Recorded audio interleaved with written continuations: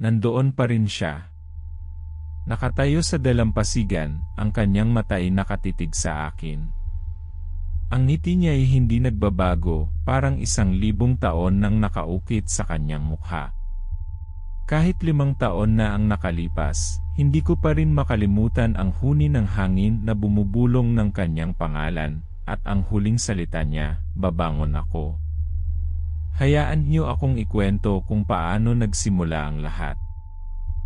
Ako si Mang Tonyo, 52 taong gulang, at ang buong buhay ko'y inilaan sa dagat. Mula pagkabata, ang bangka ang aking tahanan, at ang dagat ang aking ina.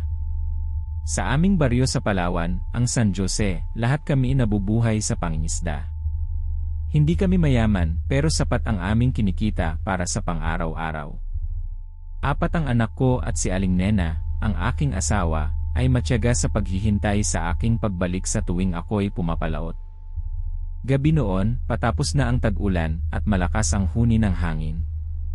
Humanda ako para pumalaot kasama ang aking bangka, ang Nena's Love.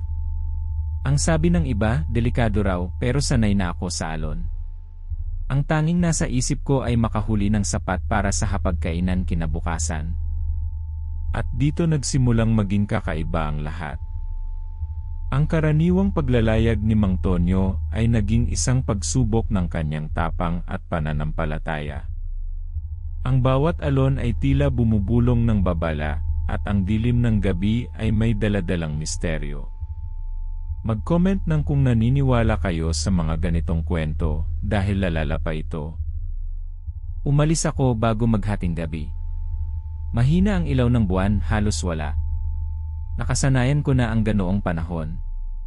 Pero habang papalayo ako, napansin ko, parang may kakaiba. Ang dagat ay mas tahimik kaysa karaniwan, pero may mararamdaman kang tensyon sa hangin.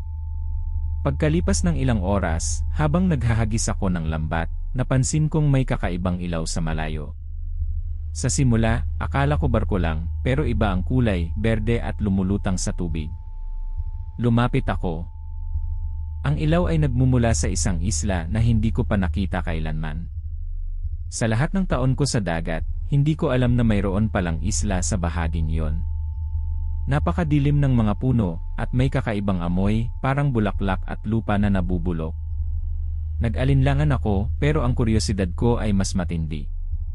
Lumapit ako sa dalampasigan. Isang matandang lalaki ang lumabas mula sa likod ng mga puno. Nakasuot siya ng lumang kasuotan na gawa sa dahon at balat ng hayop. Ang kanyang mata ay kulay amber at may mga tatoo sa kanyang mukha. Nagulat ako. Sabi ko, magandang gabi po. Sino po kayo? At anong lugar po ito? Ang kanyang boses ay malalim, parang dagat mismo. Hindi ito ang inyong mundo. Ako si Lakan. Ito ang isla ng kalimutan. Naramdaman ko ang takot sa dibdib ko. Isla ng kalimutan. Nawawala po ba ako? Hindi ka nawawala. Ikaw ay dumating sa tamang panahon. Ang mga salita ni Lakan ay nagdulot ng lamig sa buong katawan ni Mang Tonyo. Ang isla, ang matandang lalaki, ang kakaibang aura, lahat ng ito ay nagpahiwatig ng panganib.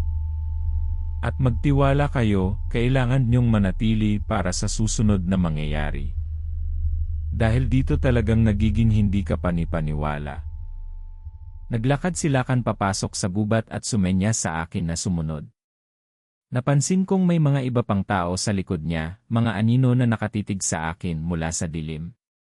Pumasok kami sa isang clearing kung saan may bonfire. Nakaupo sa paligid nito ang mga tao. Nakaalis sila sa akin, at ang mga mata nila ay walang emosyon. Ang tanging liwanag ay mula sa apoy, nagpapakita ng kanilang kakaibang kalagayan. Ang mga balat nila ay parang ugat ng puno, at ang mga ngipin nila ay matutulis. Nilapitan ako ni Lakan at sinabi niya, matagal na kaming naghihintay ng tulad mo. Kinilabutan ako. Ano po ang ibig ninyong sabihin? Nangangailangan kami ng bagong kaluluwa. Biglang tumindig ang balahibo ko. Kaluluwa. Ano po bang klaseng lugar ito? Ang aming isla ay nabubuhay sa mga kaluluwa. Kapag nawala ang isang kaluluwa, kailangan itong mapalitan. Nagsimulang maglakad palapit sa akin ang mga tao. Ang kanilang mga mata ay nagliliwanag sa dilim. Narinig ko ang bulong nila, parang mga dahon na gumagalaw. Hindi. Hindi ako sasama sa inyo. Sumigaw ako at tumakbo pabalik sa aking bangka. Hinabol ako ni Lakan. Ang kanyang bilis ay hindi makapaniwala para sa isang matanda. Hindi ka makakatakas, Mang Tonyo. Ang aming pangangailangan ay matutupad. Naabot ko ang aking bangka. Mabilis akong sumakay at pinaandar ang makina. Lumayo ako, habang naririnig ko ang huling salita ni Lakan na bumubulong sa hangin, babangon ako. Babangon kami. Nilingon ko ang isla, at nakita ko si Lakan na nakatayo sa dalampasigan, nakatitig sa akin. Ang kanyang mga kasama ay naglalakad palabas ng gubat, ang kanilang mga mata ay nagliliwanag sa dilim. Hindi ako lumingon. Pinaharurot ko ang bangka pauwi sa San Jose. Hindi ko alam kung gaano katagal ako lumayag, pero nang makita ko ang aming baryo, pakiramdam ko'y nabuhay akong muli. Pagdating ko sa bahay, sinalubong ako ni Aling Nena.